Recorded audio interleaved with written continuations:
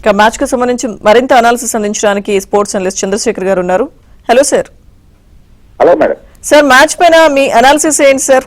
Overall గా bowling అలాగే batting సంబంధించి. It's a team victory. ఒక్క మాటలో చెప్పాలి అంటే కనుక definitely it is a team victory. All bowlers bowled well, even the fielding department చాలా బాగుంది. శుభ్మన్ గిల్ పట్టినటువంటి ఆ క్యాచ్ అక్కడి నుంచే టర్నింగ్ పాయింట్. సో కాబట్టి డెఫినెట్ గా ఈవెన్ ఆఫ్టర్ దట్ మన batting department in particular Virat Kohli కావచ్చు, Shreyas Iyer responsible innings and don't forget KL Rahul last దాకా ఉండి గెలిపించినటువంటిది 42 నాట్ అవుట్. సో కాబట్టి ఇదంతా it's overall team effort. Cricket అంటేనే టీమ్ గేమ్. సో దానికి పర్ఫెక్ట్ ఎగ్జాంపుల్ ఈ రోజు విక్టరీ అని చెప్పేసి చెప్పుకోవచ్చు మనం. సరే, అయితే 264 పరుగులు అంటే ఆ స్కోర్ అనేది అంత ఈజీ కూడా కాదు. దాన్ని చేస్ చేయడం అనేది కూడా చెప్తున్నారు కదా అనలిస్టులు. సో అంటే ఎలా దాన్ని రీచ్ అయ్యారు మనోళ్ళు అంటారు?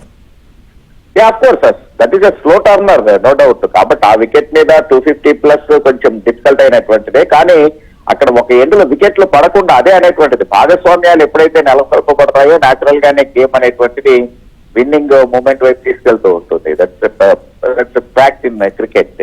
సో అట్లాగే ఫస్ట్ శ్రేయస్ అయ్యర్ చాలా రెస్పాన్సిబుల్ ఇన్నింగ్స్ ఆడాడు. And actually he is proven very vital player in Indian batting lineup అనేటువంటిది పాస్ట్ లో పర్టికులర్ గా ఈ ఛాంపియన్స్ ట్రోఫీ చేసేటప్పటికి.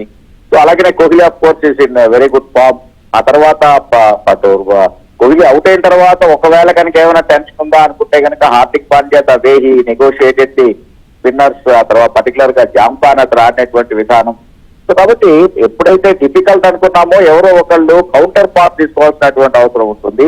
సో అది ఒకవైపు యాంకరింగ్ రోల్ పోషిస్తూ ఉంటే విరాట్ కోహ్లీ, శ్రేయస్ అయ్యర్ మొట్టమొదట ఇది తీసుకున్నాడు. ఆ తర్వాత రాహుల్ కొద్దిగా నిదారించి యాంకర్ పార్ట్ తీసుకుంటే విరాట్ కోహ్లీ అటాకింగ్ గేమ్ ఆడాడు. తర్వాత అగైన్ కోహ్లీ అవుట్ అయిన తర్వాత రాహుల్ మళ్ళా వికెట్ మీద ఆగి దాన్ని వికెట్ ఆపేటువంటి చేస్తుంటే హార్దిక్ పాండ్యా ఒక అటాకింగ్ గేమ్ ఆడాడు. So it's a team effort and combined effort and very scripted and planned innings అని చెప్పేసి చెప్పుకోవచ్చు. ప్రతి వాళ్ళు కూడా వాళ్ళ రెస్పాన్సిబిలిటీని చాలా చక్కగా ఇచ్చేశారు. సో అందుకని 264 చేసే కష్టమే అయినా కూడా బట్ ఓవరాల్ గా ఎప్పుడైతే భాగస్వామ్యాలు నెలకొల్పబడ్డాయో అక్కడే ఐదైంది. బట్ వన్ థింగ్, ఇంకొక 10-15 రన్స్ కనుక ఉన్నట్లయితే మాత్రం things would have been otherwise.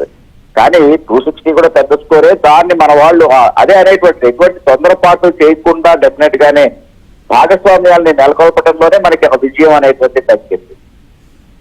Okay, thank you sir Chandrashekar గారు.